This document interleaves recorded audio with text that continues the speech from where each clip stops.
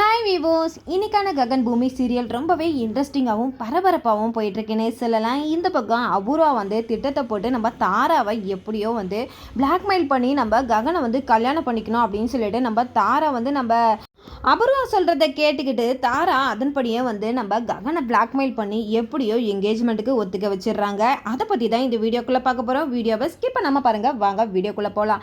இந்த பக்கம் பார்த்தீங்கன்னா நம்ம பூமி நம்ம பூரிக்கிட்ட பேசிக்கிட்டு இருக்காங்க. ஆனால் பூரி பார்த்தீங்கன்னா அவங்களோட கல்யாணத்தை இந்த சிவா கூட நடக்க முடியாத இந்த பூமி தான் இதை கெடுத்தா அப்படின்னு சொல்லிட்டு தவறான ஒரு கற்பனையை வளர்த்துக்கிட்டு பூமியை அடியோடு வெறுக்கிறாங்க. பூமி பேசும்போது நம்ம பூமி கிட்ட சொல்கிறாங்க, தயவு செஞ்சு நீ போயிடு அப்படின்றாங்க.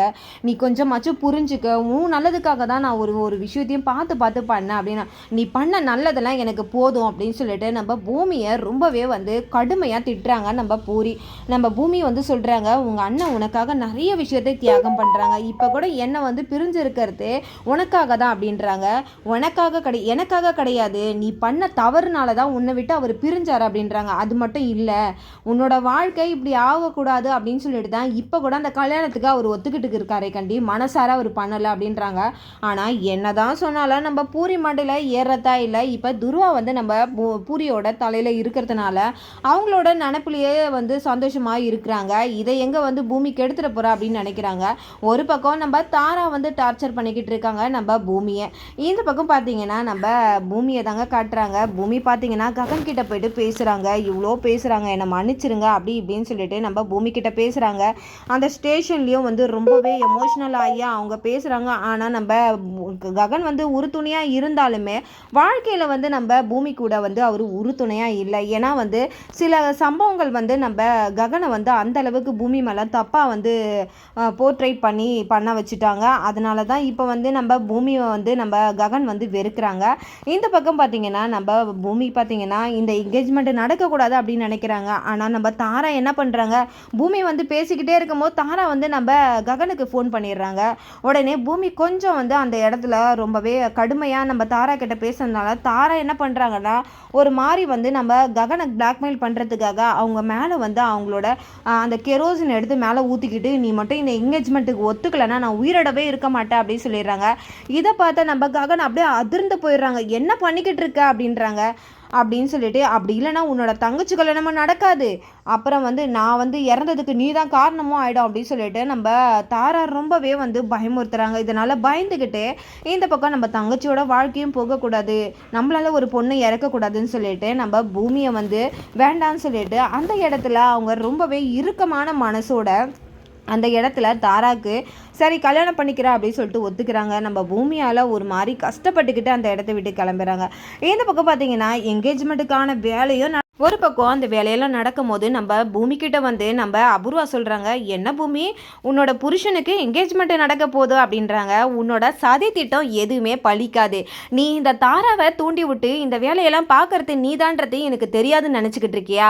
நீ நினைக்கிறது எதுவுமே நடக்காது அப்படின்றாங்க.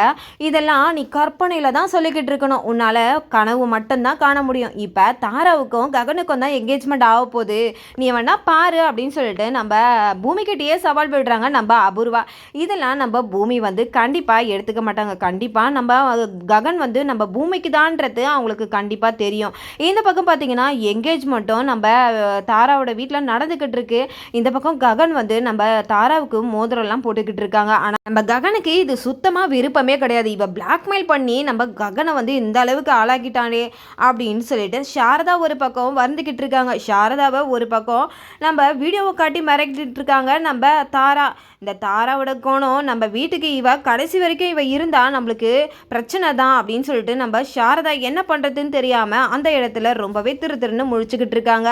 இந்த பக்கம் பூரிக்கு ரொம்பவே சந்தோஷமாக இருக்குது. சுயநலமாக ஆயிட்டாங்க நம்ம பூரி. இந்த இடத்துல ககன் தன்னோட கல்யாணத்துக்காக நம்ம அண்ணனோட வாழ்க்கையே போதே அப்படின்னு சொல்லிட்டு கொஞ்சம் கூட நம்ம பூமி நினச்சி கூட பார்க்கல. இந்த பக்கம் பார்த்தீங்கன்னா என்கேஜ்மெண்ட்லாம் முடிஞ்சோடனே மனவேதனையில் இருக்காங்க நம்ம ககன். இந்த பக்கம் நம்ம மீரா வீட்டுக்கு வராங்க. மீரா வீட்டுக்கு வந்து நம்ம ககன் கிட்ட கொஞ்சம் பேசணும் அப்படின்றாங்க. நீங்கள் என்ன என்கிட்ட பேச போகிறீங்க அப்படின்றாங்க.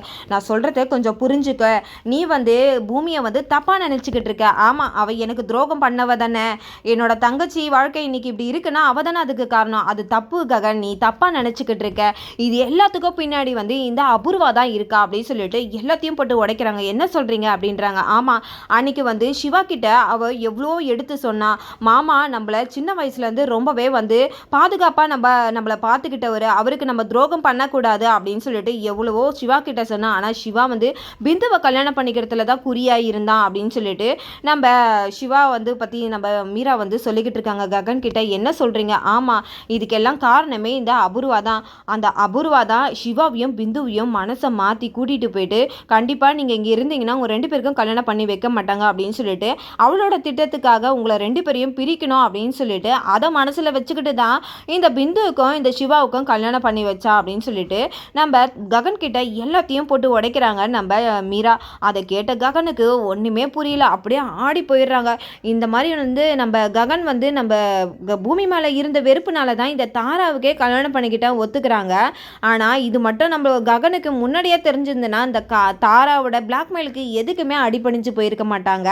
இந்த பக்கம் நம்ம மீரா எல்லாத்தையும் சொல்லிடுறாங்க. எனக்கு ரொம்ப கஷ்டமாக இருந்தது. என் கண்ணுக்கு தெரிஞ்சு பூமி ரொம்பவே நல்லவ தான். அவள் எவ்வளோ கஷ்டப்பட்டு வந்தவன்னு உனக்கே தெரியும். அதனால தான் எனக்கு இதை சொல்லாமல் இருக்க முடியல. என் மனசாட்சி என்னை உறுத்திக்கிட்டே இருந்தது. அதனால தான் ககன் நான் உன்கிட்ட சொல்லிட்டேன். இது எல்லாத்துக்கும் பின்னாடி இந்த அபூர்வா தான் இருக்கா அப்படின்னு சொல்லிட்டு எல்லாத்தையும் போட்டு உடைச்சிடறாங்க. இப்போ ககன் கேட்குறாங்க, அந்த வீடியோ அபூர்வா காட்டினால அது எல்லாமே போய் அவள் வந்து ஃபேக்காக உருவாக்கின இதுதான், அவளோட வாய்ஸை கொடுத்து தான் அந்த மாதிரி பண்ணி வச்சிருக்கா. அவளை பற்றி உனக்கு தெரியாதா ககன் அப்படின்னு சொல்லிட்டு எல்லாத்தையும் உடைச்சிடுறாங்க. அப்போ ககன் சொல்கிறாங்க, நான் இதை தெரியாமல் நான் பூமியை ரொம்பவே தவறாக புரிஞ்சுக்கிட்டேனே அப்படின்னு சொல்லிட்டு ரொம்பவே கஷ்டப்பட்டு அழுதுகிட்டு இருக்காங்க. உடனே நம்ம சாரதா வராங்க. சாரதா கிட்ட சொல்லி அழுகுறாங்க. இந்த நம்மளுக்கு வந்து இந்த தாரா நம்ம குடும்பத்துக்கு செட்டாகவே ஆக மாட்டா பூமி. ககன் நீ சொல்கிறத கேளு அப்படின்னு சொல்லிடுறாங்க. இப்போ என்கேஜ்மெண்ட் தானே முடிஞ்சிருக்கு, இன்னும் கல்யாணம் ஆகலைல்ல, அதுக்குள்ளே ஏதாவது ஒரு விஷயத்தில் அபூர்வாவும் தாராவும் மாட்டுவாங்க, நம்ம அப்போ பார்த்துக்கலாம் அப்படின்னு சொல்லிட்டு நம்ம சாரதா நம்ம ககனுக்கு ஆறுதல் சொல்லிடுறாங்க. இந்த பக்கம் பார்த்தீங்கன்னா அபூர்வா இந்த டிஎன்ஏ டெஸ்ட் இது விவரத்தை எல்லாத்தையும் தெரிஞ்சுக்கிறாங்க. அப்போ நம்ம அபூர்வாவை காட்டி கொடுக்கணும்னு நினச்ச ஒவ்வொரு அதிகாரியும் நம்ம அபூர்வா ஒரு டைமும் உயிரை எடுத்துக்கிட்டு தானே இருக்காங்க. அந்த மாதிரி தான் இப்போ இந்த அதிகாரியோட நிலைமையே ஆக போகுது. ஏன்னா இதனால அந்த ஆட்களை ஏற்பாடு பண்ணி இப்போ அபூர்வா என்ன பண்ணுறாங்கன்னா அந்த டிஎன்ஏ டெஸ்ட் வந்து ஹாஸ்பிட்டலுக்கு போகவே கூடாது, அதுக்குள்ளே அவனோட கதையை முடிச்சிருங்க அப்படின்னு சொல்லிடுறாங்க. ஆனால் நம்ம பூமி ஏற்கனவே வந்து இதை பற்றி கணிச்சிருக்கிறதுனால உடனே வந்து அவர் பின்னாடியே போகிறாங்க. கடைசியில் அங்கே ஒரு லாரி வந்து அந்த ஆஃபீஸருக்காக வெயிட் பண்ணிக்கிட்டு இருக்கு. கரெக்டாக வந்து அந்த ஆஃபீஸரை அடிச்சிடுறாங்க.